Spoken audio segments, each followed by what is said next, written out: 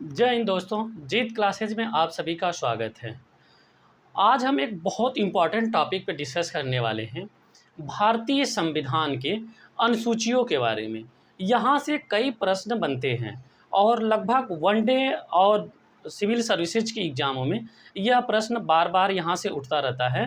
कहाँ से? अनुसूचियों के बारे से। तो आइए हम आज भारत की अनुसूचियों के बारे में जिक्र करते हैं।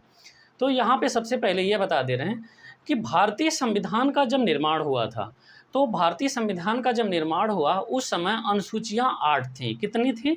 वहाँ पे उस समय अनुसूचियाँ 8 थीं।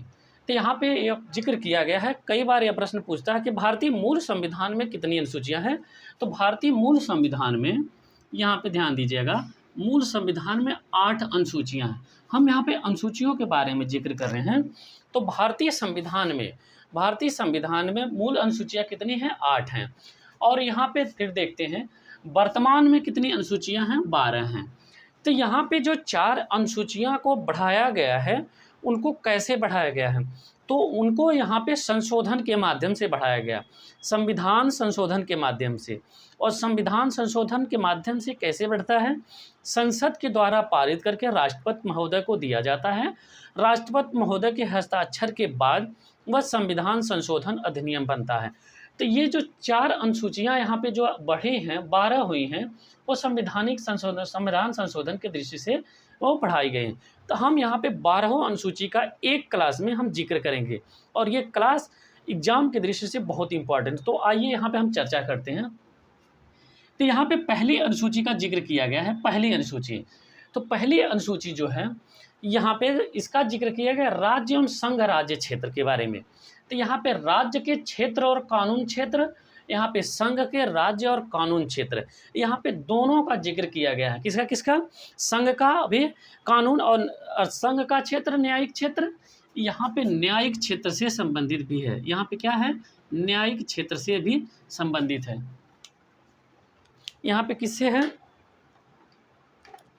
न्यायिक क्षेत्र से भी यह संबंधित है। तो यहाँ पे अगर यदि पूछे आपको कि पहली अनुसूची किससे संबंधित है, तो यह राज्य एवं संघ राज्य क्षेत्र से संबंधित है। यहाँ पे न्यायिक क्षेत्र से संबंधित है, न्यायिक क्षेत्र से संबंधित है। यहाँ पे पहला अनुसूची किसे? राज्य एवं संघ राज्य से संबंधित न्यायिक क्षेत्र या क्षेत्र से संबंधित है। अब हम यहाँ पे दूसरी अनुसूची जिक्र करते हैं।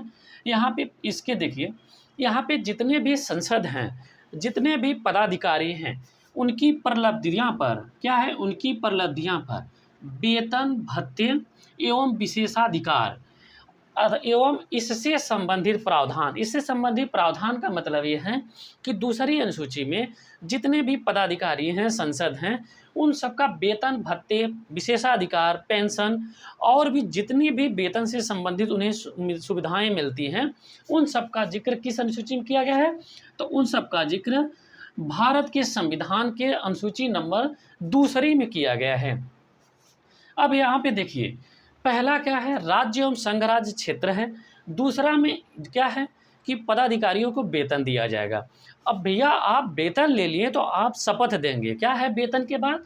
यहाँ पे याद रखिएगा, वेतन के बाद शपथ आएगा कि भैया आप वेतन ले लिए, अब आप शपथ लीजिए कि आप क्या क्या करेंगे।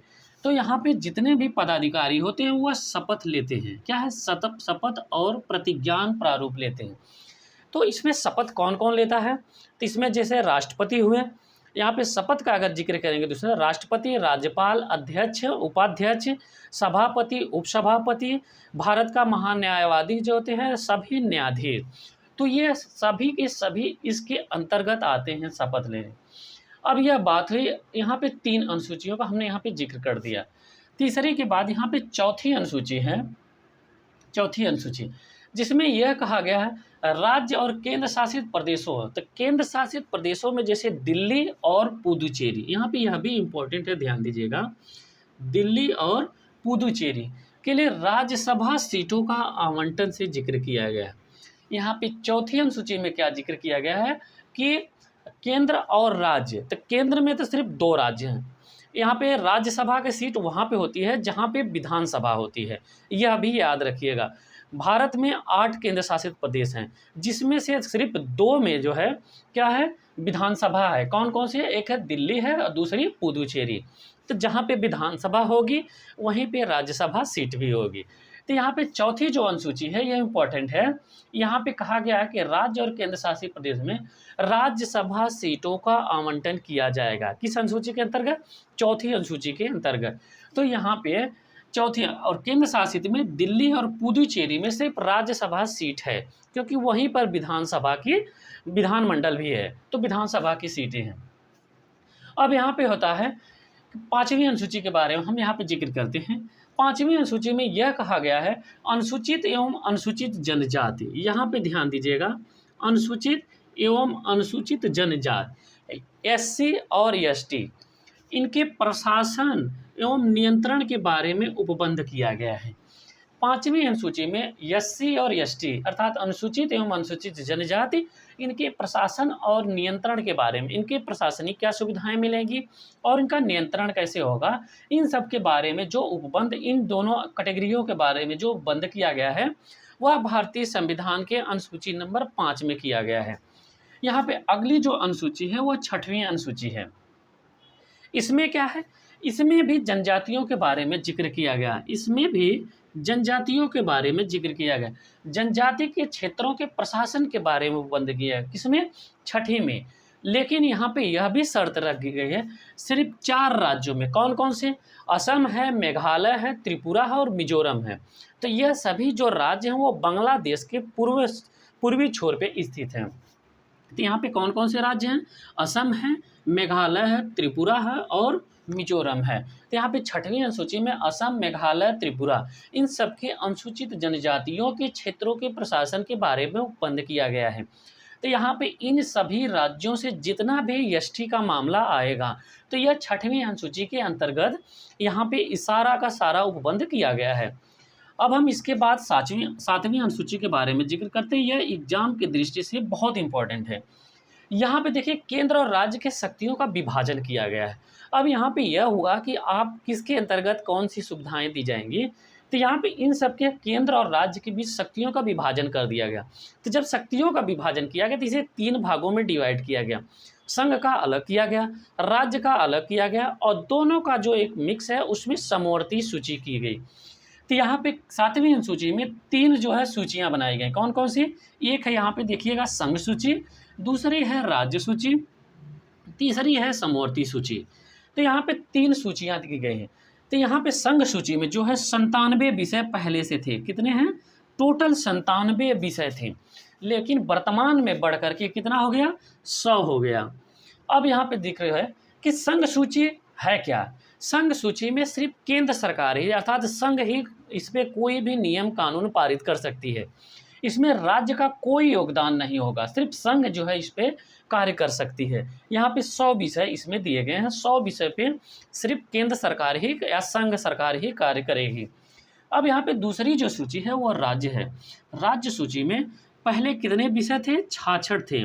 इसमें 5 घट गए, संघ में 3 बढ़ कर के 100 हो गया और राज्य सूची में 66 थे, 66 में 5 घट करके 61 है। वर्तमान में कितने हैं? यहाँ पे हमने लिखा है 61। अब बात आती है समवर्ती सूची का। जो राज्य सूची है इसमें कानून जो बनाएगा वो राज्य सरकार बनाती है। इसमें कौन कानून बनाएगा? इसमें जो भी प्रावधान लाया जाएगा वह राज्य सरकार ही इसमें प्रावधान लाएगी। अब यहाँ पे है समवर्ती सूची।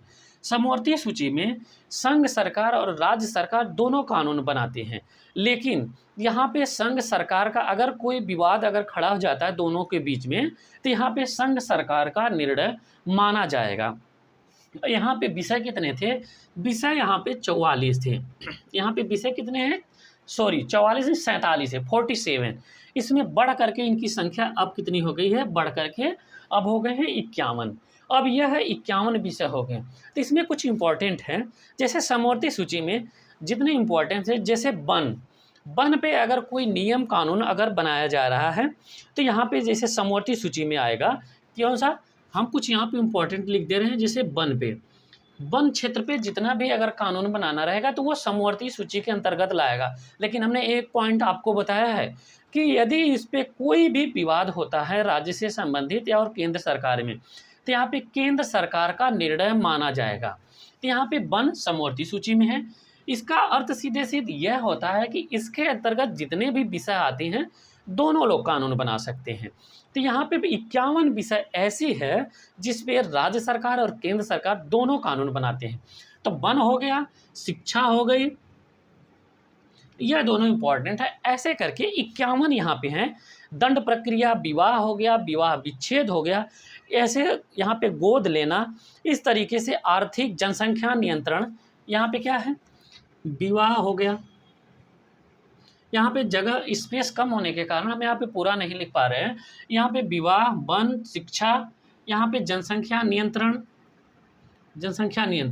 यह सभी समवर्ती सूची के अंतर्गत आता है। तो कई बार यहाँ पे पूछा कि शिक्षा किसके अंतर्गत आता है, तो समवर्ती सूची के अंतर्गत। वन किसके अंतर्गत आएगा, तो समवर्ती सूची के अंतर्गत। तो यहाँ पे यह था। अब हम यहाँ पे जिक्र करेंगे कि पुलिस है, लोक स्वास्थ्य है, रेलवे पुलिस है। यहाँ पे ध्यान दीजिएगा कि जो रेलवे प्रशासन है वह केंद्र संघ सरकार के अंतर्गत आएगा, लेकिन जो रेलवे पुलिस है, जितनी भी पुलिस है वह कितने अंतर्गत है, वह राज्य सरकार के अंतर्गत आएंगी। कितनी है, राज्य सरकार के अंतर्गत आएंगी। तो राज्य सूची में यह सब आएंगे। तो राज्य सूची में लोक व्यवस्था, पुलिस हो गई, स्वच्छता हो गया, प्रति व्यक्ति कर हो गया, गैस है, पंचायती राज है, कारागार है।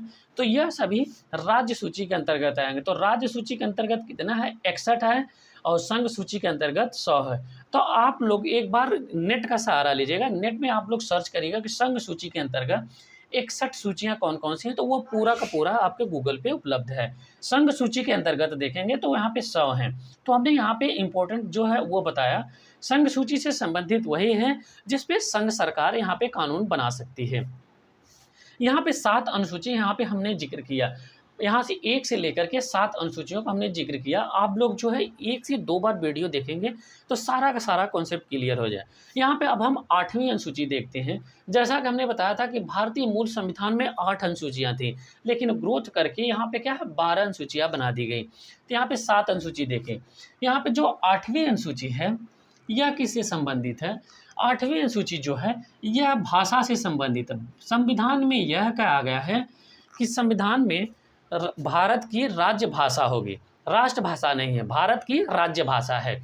तो यहाँ पे कितनी भाषाओं का जिक्र किया गया है, वर्तमान में 22 भाषाओं का उल्लेख है। कितनी, 22 भाषाओं का। आप लोग यह बात याद रखिएगा कि वर्तमान के संविधान में 22 राज्य भाषाओं का जिक्र किया गया है, लेकिन यह बात है कि भारतीय मूल संविधान में जब संविधान का निर्माण हुआ तब कितनी भाषा थी, तब 14 भाषा थी। कितनी भाषाएं हैं, मूल संविधान में 14 भाषाओं का जिक्र किया गया था। अब यहाँ पे बातें होती है कि 14 से लेकर 22 तक, अर्थात यहाँ पे जो 8 भाषाएं बढ़ी हैं वह कैसे बढ़ी हैं, तो वह संविधान संशोधन के माध्यम से बढ़ी हैं। तो कौन कौन किस संविधान संशोधन का और कब बढ़ाई गई उसका जिक्र करते हैं। तो यहाँ पे 21वां संविधान संशोधन, 21 नंबर का जो संविधान संशोधन अधिनियम आया था 1967 में। यहाँ पे ध्यान दीजिएगा, इम्पॉर्टेंट है। 21 नंबर का जो संविधान संशोधन हुआ 1967 में, यहाँ पे किस भाषा को जो है राज्य दर्जा दिया गया, यहाँ पे सिंधी भाषा को। सिर्फ 21 वाले संशोधन में 67 में यहाँ पे देखिए 21वें संविधान संशोधन में 1967 में आया था। इसमें सिर्फ एक भाषा को जो संवैधानिक दर्जा दिया गया था, वो कौन सा है, सिंधी भाषा। दूसरी बार जब संशोधन किया गया 8वीं अनुसूची में 71वें संविधान संशोधन में, 71 यह कब आया था, यह आया था 1992 में। यहाँ पे कितनी भाषाओं को, 3 भाषाओं। कई बार यहाँ पे क्रमागत भी पूछता है कि 71वें संविधान संशोधन 1992 में कितनी भाषाओं को राज्य भाषा का दर्जा दिया गया। तो यहाँ पे कोंकणी हो जाएगा, मणिपुरी हो जाएगा और नेपाली हो जाएगा। तो यहाँ पे 71वें संविधान संशोधन 1992 के अंतर्गत 3 भाषाओं को जो है राज्य का दर्जा दिया गया। कौन कौन सा है, कोंकणी है, मणिपुरी है और नेपाली है। तो यह कौन सी है, कोंकणी, मणिपुरी और कौन सी है, नेपाली है। अब यहाँ पे जिक्र होता है कितनी भाषाएं हो गई, 4 हो गई। अब बची 4 भाषा। 4 भाषा यहाँ पे देखिए और कौन सी। 92वां संविधान संशोधन में, 92वां संविधान संशोधन कब आया था, 2003 में। कब आया था, 2003 में। लेकिन इसे लागू किया गया 2004 में। तो किसी किसी बुक में 2004 दिया है, लेकिन यहाँ पे 92वां संविधान संशोधन 2003 में आया था। इसमें 4 भाषाओं का जिक्र किया गया था। कौन कौन सा? बोडो किया गया था, डोगरी किया गया था, मैथिली किया गया था और संथाली के बारे में। यहाँ पे 92वां संविधान संशोधन 2003 में बोडो, डोगरी, मैथिली और संथाली भाषा का जिक्र किया गया था। तो यहाँ पे 4 भाषा होती, ये हो गई 8 भाषा जिन्हें संविधान के संशोधन के माध्यम से यहाँ पे 14 से 22 की गई। तो वर्तमान संविधान में कितनी भाषाएं हैं? 22 भाषाएं हैं। यहाँ पे हम अगला जो देखते हैं, यहाँ पे 2011 में एक जो है उड़िया भाषा थी। क्या नाम था? उड़िया भाषा। इसका नाम बदल करके ओडिया रख दिया गया। क्या है? उड़िया से ओडिया हो गया। अब यहाँ पे 9वीं अनुसूची आई, जो हमने बताया था 8 तो मूल संविधान में थी, जो 9वीं यहाँ पे संशोधन करके बनाया गया। यह कौन सा? जब भारत का प्रथम संविधान संशोधन हुआ, भारत का प्रथम संविधान संशोधन हुआ था 1951 में। कब हुआ था? भारत का प्रथम संविधान संशोधन 1951 में हुआ था। यहाँ पे हम लिख दे रहे हैं भारत का प्रथम संविधान संशोधन। हमने यहाँ पे चर्चा किया है, भारत का प्रथम संविधान संशोधन द्वारा इसे शामिल किया गया। और यह कब हुआ था? 1951 में। यहाँ पे कब हुआ था? 1951 में प्रथम संविधान संशोधन हुआ था। अब यहाँ पे उसके अंतर्गत 9वीं अनुसूची जोड़ी गई थी। इसमें क्या था? भू सुधारों और जमींदारों प्रणाली से संबंधित यह मामला था। भू सुधारों और जमींदारों प्रणाली से संबंधित यह मामला था। पहले इसमें 13 विधि अधिनियम और विनिमय था। पहले इसमें 13 थे, अब जो है क्या हो गए? 282 अधिनियम और विनिमय हो गया है। यहाँ पे क्या है? 282 अधिनियम और विनिमय इससे संबंधित हो गया है।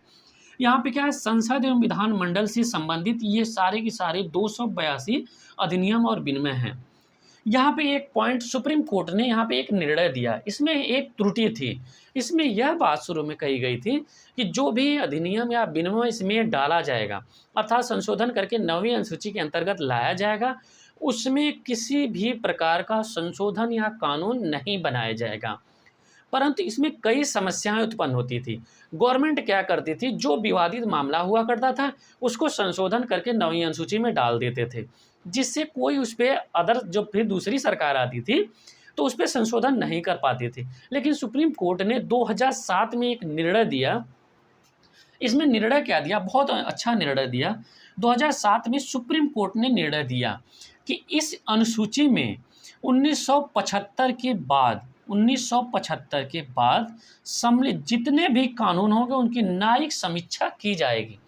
सुप्रीम कोर्ट ने 2007 में एक संशोधन के मामला से कहा, 2007 में इसने निर्णय दिया कि 1975 के बाद से जितने भी उसमें अधिनियम या विनिमय किए गए हैं सबके सब में कानूनी समीक्षा की जाएगी। कब से? 1975 के बाद हुआ था। ये बात कब कहा गया? 2007 में। किसने कहा? सुप्रीम कोर्ट ने कहा था। भारत की उच्चतम न्यायालय ने निर्णय दिया था। ये तो हो गया 9वीं अनुसूची के बारे में। अब यहाँ पे हम 10वीं अनुसूची का जिक्र करते हैं। 10वीं अनुसूची एग्जाम की दृष्टि से बहुत इंपॉर्टेंट है, तो 10वीं अनुसूची के बारे में जिक्र करते हैं। यह 52वें संविधान संशोधन, यह भी याद रखिएगा, यह कई बार पूछा। 52वें संविधान संशोधन अधिनियम 1985, 52वें संविधान संशोधन अधिनियम 1985। यहाँ पे देखिए 1985 क्या इंपॉर्टेंट है, यहाँ पर रखिए। 52वां संविधान संशोधन 1985 के अंतर्गत 10वीं अनुसूची को जोड़ा गया। इसमें क्या है? दल बदल से संबंधित है। यह किससे संबंधित है? दल बदल से संबंधित है। दल बदल से संबंधित यह है कि यहाँ पे क्या होता है, जब यहाँ पे मिलीजुली सरकार बनती है तो सरकार बनने के बाद कुछ जो सदस्य होते हैं, चाहे केंद्र में हो या राज्य में, तो यह क्या करते हैं? दूसरी पार्टियों में चले जाते हैं। तो उनके लिए यह हुआ कि कुछ ना कुछ तो कानून होना चाहिए। तो यह यहाँ पे 10वीं अनुसूची में 52वें संविधान संशोधन 1985 के माध्यम से ये कानून बना करके आया कि उसमें सारा का सारा प्रावधान किया गया था कि यदि आप किसी पार्टी से 2/3 सदस्य किसी दूसरी पार्टी में आप लोग जाते हैं तो आपकी सदस्यता निरस्त नहीं की जाएगी। यदि आप उससे कम है तो आपकी सदस्यता अर्थात विधानसभा या सेंट्रल में हो तो संसद की सदस्यता निरस्त कर दी जाएगी। तो इसके लिए इसमें दल बदल का संबंधित कानून बनाया गया था। तो यह हो गई 10वीं अनुसूची।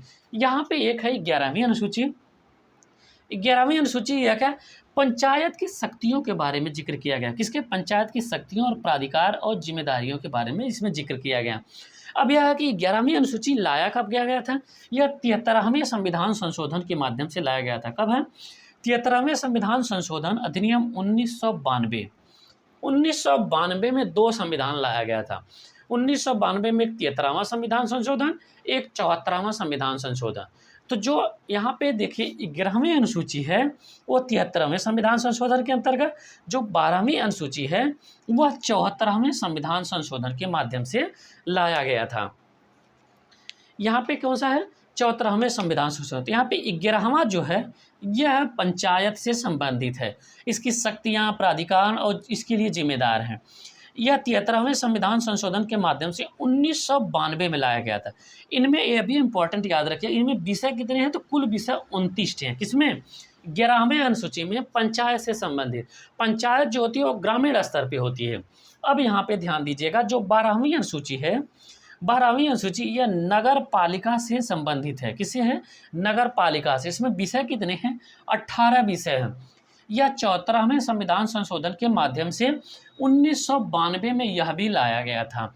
दोनों के दोनों 73वें और 74वें, मतलब 11वीं अनुसूची और 12वीं अनुसूची, दोनों के दोनों 1992 में लाया गया था। 11 नंबर की जो है यहाँ पे देखिए वह 73वें संविधान संशोधन के अंदर, जो 12वीं अनुसूची है वो 74वें संविधान संशोधन के अंतर्गत। जो यहाँ पे 12वीं नगर पालिका होती है यह शहरी निकाय है, और जो पंचायत होती है वह ग्रामीण निकाय है। तो यहाँ पे आप लोग जो है इसका स्क्रीनशॉट ले लीजिए, और यहाँ पे इस अनुसूची का 1 से 2 बार आप लोग वीडियो को पूरा देखिए बिना स्किप किए। आपको इससे संबंधित जितने भी प्रश्न आएंगे एक भी गलत न होंगे। तो आज के लिए इतना ही। क्लास को शेयर करिए, लाइक करिए। धन्यवाद।